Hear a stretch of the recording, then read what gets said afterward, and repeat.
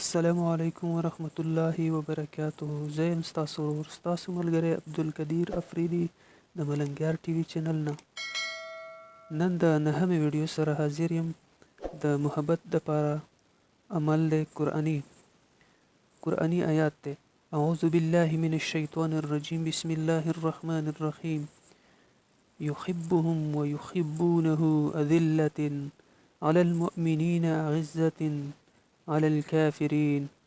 سورة المائده شپږم سپاره 450 آیات کې 450 آیات ده.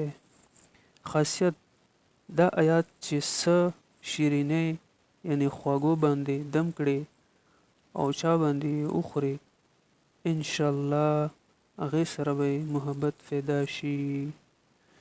یو ځل د آیات بیا واورئ.